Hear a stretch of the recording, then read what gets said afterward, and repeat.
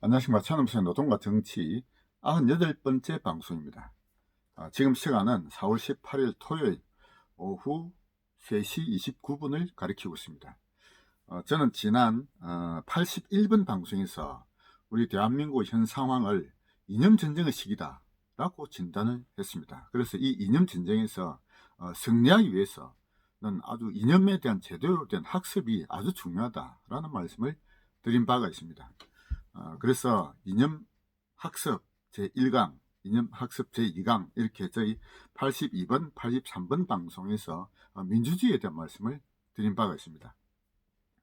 오늘은 이 방송은 이념학습 제3강에 해당된다 이렇게 말씀드릴 수가 있겠습니다. 이 방송에서는 이제 소위 우리가 좌파와 우파 이렇게 나누고 있지 않습니까? 그래서 뭐 중도라는 말도 쓰고 있고요. 그래서 이 방송에서는 좌파 우파의 구분 기준이 뭔지, 중도란 도대체 뭔지 이런 말씀을 좀 드려보고자 합니다. 그리고 이제 그 전에 말씀드리고자 하는 것이, 보통 우리가 이제 진보 좌파, 보수 우파, 진보 진영, 보수 진영 이렇게 구분하는 경우가 있죠. 지금 뭐 언론에서도 그렇게 다루고 있고, 그리고 우파 진영에 있는 많은 분들도 스스로를 우리를 보수라고 부르고 있습니다. 저는 그렇게 스스로 보수 진영이라 하는 것은 아주 잘못된 구분이다라고 저는 생각합니다. 앞에서도 여러 번 그런 제가 주장을 했습니다만 다시 한번 그에 대해서 간략하게 짚고 넘어가도록 하겠습니다. 진보와 보수 이렇게 구분하는 것은 어디에서 비롯됐느냐, 이것도 하나의 프레임이거든요. 좌파가 만들어놓은 프레임에 말려들었다, 저는 그렇게 보고 있습니다. 진보, 좌파들이 스스로를 진보라고 부른 것은 어디에서 비롯됐느냐, 그것은 마르크스가 얘기했던 역사 발전 5단계설에서 비롯됐다라고 저는 보고 있습니다. 막스와 엥겔스가 기초한 공산당 선언이라는 게 발표된 적이 있습니다. 1848년이라고 제가 기억하고 있습니다만, 거기에 공산당 선언에서 마르크스는 역사는 5단계로 진행하고 있다 이렇게 주장했던 것입니다. 원시 공산사회, 고대노예 사회, 중세 봉건 사회, 자본주의 사회를 거쳐서 마지막으로 공산주의 사회가 도래될 것이다 라고 예언했던 것입니다. 그래서 자본주의 사회를 거치고 반드시 공산주의 사회가 도래한다, 이것이 역사의 필연적 법칙이다 라고 주장했던 것이죠. 그래서 그런 역사의 필연적 법칙에 물론 인간이 적극적인 어떤 행동, 혁명을 하는 것을 그들은 진보라고 불렀던 것입니다, 스스로. 그런데 거기에 대해서 이쪽에 반대하는 진영, 소위 우파 진영이 스스로를 보수라고 불렸던 것이죠. 예, 그래서 그런데 이제 그런 서구에서 보수는 나름대로 뿌리가 있다라고 저는 보고 있습니다. 그래서 이제 저는 서구의 보수주의의 뿌리는 어디냐? 저는 종교개혁이 있다라고 제가 말씀드렸습니다. 종교개혁은 루트와 켈빈이 얘기했던 종교개혁은 무엇입니까?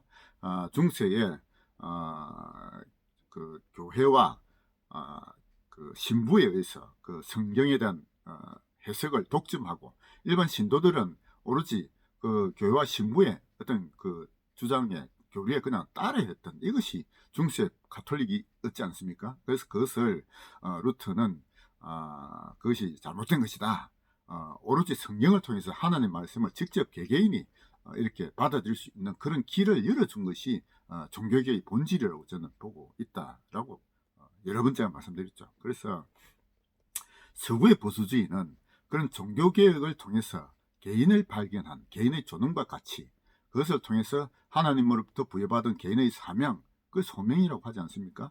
그것을 발견하고 그것을 자신의 삶에서 실천하고자 했던 그런 것이 그 서구의 보수주의의 뿌리를 이루고 있는 것입니다. 그래서 서구는 보수주의 나름대로 의미가 있다라고 하는 것이죠. 그런데 이것이 우리나라에 들어와서 한국에서 보수주의라고 하면은, 자, 보수주의란 말이 무엇입니까? 과거의 전통적 가치를 가능하면은 개성을 하자, 좋은 것은 받아들이자, 이것이 근본을 이루고 있지 않습니까? 물론 뭐 개혁도 해야 된다 말은 하지만, 보수주의라고 할 때 근본은 과거의 어떤 그 전통적 가치 중에서 좋은 것은 개성하자, 전민적으로 받아들이자, 이런 것을 이제 파고 있는 것이죠.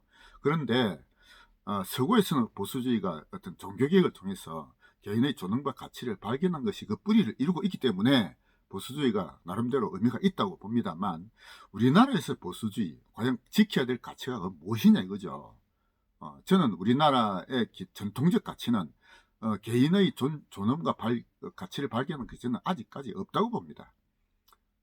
우리 한국인에게 면면이 우리 피 속에 남아있는 것은 유교적 가치죠. 유교적 가치. 충효가 그 기본 가치를 이루고 있는 것입니다. 그래서 가문과 국가, 이것이 더 개인보다 우선시 된 것이죠. 이게 무슨 개인을 더 존중하는 가치가 있습니까? 아닌 것입니다. 그래서 아직까지 우리 한국인에게 있어서 보수주의는 안 맞다는 것이죠. 오히려 그런 정신적인 혁명을 일으켜야 된다라고 저는 생각합니다. 이승만 대통령, 박정희 대통령이 물론 나라를 제대로 잘 이끌었습니다만, 그런 우리 민족에게 개인적 개인의 가치를 중시하는 이런 어떤 정신혁명은 일으키지 못했던 것입니다. 오히려 국가와 민족을 더 강조했던 것이죠. 국가와 민족 강조하는 것도 사실은 좌파적 가치라고 봐야 합니다. 자, 그래서 우리 스스로를 보수라고 부르지 말자는 것이죠. 김무수 지사가 그런 얘기 해서 저도 아주 동감을 합니다. 우리 스스로는 보수파가 아니다 이겁니다. 자, 그럼 뭐냐? 우리는 자유진영이다. 그래서 이런 자유라고 할 때 자유가 개인의 자유죠. 뭐 자유를 얘기할 때 집단, 공동체 자유, 이건 말이 성립되지 않지 않습니까? 따라서 자유를 가장 최고의 가치로 내세울 때는 어디까지나 개인을 가장 존중하는 것이 그 밑바탕에 깔려 있는 것입니다. 그래서 제가 이제 진보와 보수 이 말 쓰지 말자고 이제 간략하게 말씀드렸고요. 다음에 좌파 우파 구분 어떻게 할 거냐 이거죠.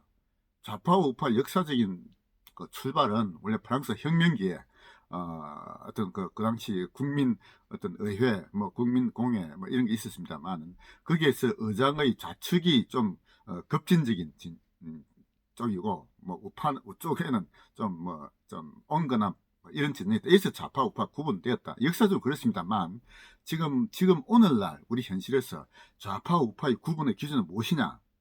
자, 정확하게 제가 말씀드리겠습니다. 개인을 최고의 가치로 내세우는 쪽이 우파입니다.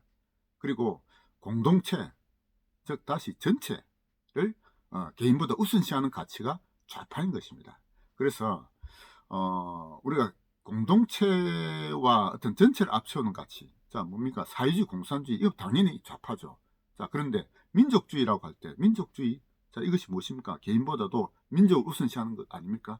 이것도 좌파적 가치인 것입니다. 또 공화주의, 이것도 공동체의 어떤 공동선을 우선시하는, 개인보다 우선시하는 좌파적 가치인 것입니다. 따라서 우리가 흔히 사회주의, 공산주의는 좌파인데 민족주의, 공화주의는 이거 뭐 좌파인지 우파인지 잘 구분이 안 되는 경우가 많죠. 제가 분명히 말씀드렸습니다. 그것은 좌파적 가치입니다. 자, 그런데 자 그렇다면 좌파적 가치가 또 반드시 나쁜 거냐? 그건 아니다 이겁니다. 좌파적 가치는 개인보다는 공동체를 우선시하는 기준인데, 자 그럼 어디까지냐? 자, 저는 그것을 가족까지만 공동체를 우선시해야 된다라고 저는 생각합니다. 그래서 한 가족이라는 것은 가족이라는 단위에서 개인을 너무 내세우면 되겠습니까? 한 가족은 어차피 운명 공동체로서 서로가 함께 나누어야 되는 그런 최소한의 단위죠. 가족에게 뭐 니꺼 내꺼 따지가 될 일이 아니지 않습니까? 그래서 개인보다 공동체를 앞세우는 것은 가족까지다.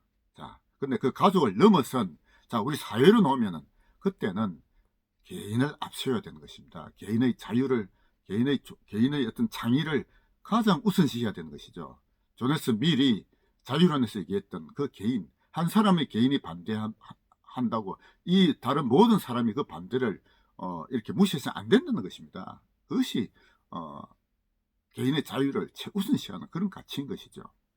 그래서 소위 좌파와 우파를 구분한 기준은 개인을 우선시하느냐, 공동체 전체를 우선시하느냐 하는 것이고, 그 공동체를 우선시하는 그 가치가 나쁘지 않은 것은 어디까지나 가족까지 있다 이겁니다. 가족을 넘어선 그 다음에 범위로 넘어가면은 개인보다 전체를 앞서면은 이거 반드시 개인의 자유와 개인의 존엄을 무시하는 쪽으로 갈 수밖에 없습니다. 더구나 이것이 국가 전체로 나가면은 더욱더 그렇습니다. 그것이 역사적으로 그런 그 사회주의 좌파가 이끌어 나갔던 아주 잘못된 것이죠.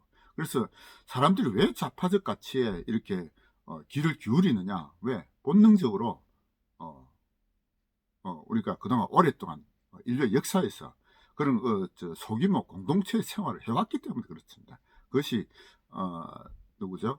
공병호 박사가 저술한 좌파적 사고 왜 열광하는가에 잘 나타나 있습니다. 그래서 좌파 우파를 구분하는 기준은 그렇다 말씀드렸고요. 자, 그러면은 좌파 우파의 중간에는 중도가 그럼 뭐냐 이거죠. 이번 선거에서도 뭐 중도를 이렇게 포용하지 못했기 때문에 졌다. 그래서 다시금 중도 쪽으로 다가가는 그런 어떤 전략을 펴야 된다라는 주장을 하는 사람이 아직도 있습니다. 자, 제가 중도에 대해서 제가 앞에 말씀드린 바가 있습니다만 저는 중도는 없다. 자, 중도는 없다라고 생각하죠. 자, 이번에 홍준표가 그 정교조 주필과 면담을 했는데요. 홍준표도 그렇게 얘기합니다. 중도는 없다. 단지 스윙보트가 있을 뿐이다 라고 얘기했는데요. 저도 그게 공감합니다. 우리가 중도라고 할 때 중도가 가진 가치가 있습니까? 좌파와 우파라고 할 때는 나름대로 그들이 가지고 있는 가치 기준이 있습니다. 우파는 개인의 가치를 최고의 가치로, 개인의 자유를 최상의 가치로 보는 사람이 우파고요. 좌파는 공동체의 가치를 우선시하는 게 좌파입니다. 그런데 중도는 뭡니까? 이것도 저것도 아니죠. 따라서 중도란 없다 이것입니다. 제가 앞에 방송에서 그런 얘기, 스스로를 중도라고 부르는 사람들이 있지 않습니까? 그래도 중도를 부르는 사람 있죠. 자, 내가 누구냐? 중도다. 그 사람들은 저는 첫째 무지한 사람들이다 봅니다. 첫째 무지하다. 뭐 일단 모른다 이거죠. 뭐가 뭔지 어느 옳은지 모르니까 중도라고 하는 것이죠. 자본주의, 사회주의 그런 주의라는 게 있는데 뭐 개인주의, 전체주의, 주의가 있지 않습니까? 주의가 뭔지에 대해서 제대로 된 학습을 해보지 못한 사람들이 스스로를 중도라고 하는 것입니다. 왜? 모르기 때문에 그렇습니다. 그래서 첫째, 중도라고 스스로를 부르는 사람은 첫째는 무지하다, 무식하다라고 제가 보는 것이고요. 두 번째는 비겁한 자들입니다. 비겁하다. 물론 무식하기 때문에 비겁할 수밖에 없죠. 어느 게 옳은지 모르니까. 그런데 이쪽 저쪽 눈치 보다가 결국은 강자 쪽으로 붙는 사람들이 중도입니다. 이번 선거에서도 그것이 여실히 드러났지 않습니까? 그래서 중도 쪽으로 이렇게 나아가서 그들을 포용해야 되는 정책은 반드시 실패한다고 봅니다. 이 우파적 가치, 즉 개인의 어떤 자유와 창의를 최우선적 가치로 내세우는 사람들이 거기에 대한 정확한 어떤 이 지도를 하고 그것을 어떤 물론 언론이나 그 문화 권력을 통해서 이 사람들에게 알리면은 소위 중도라고 하는 소리에 따라오게 되어 있습니다. 왜? 그것이 옳기 때문에 그렇습니다. 그래서 좌파 우파에 대한 어떤 기준, 그리고 중도란 없다. 스스로 중도라고 하는 사람들은 무지하고 비겁한 자들이다 라고 하는 말씀을 드리도록 하겠습니다. 감사합니다.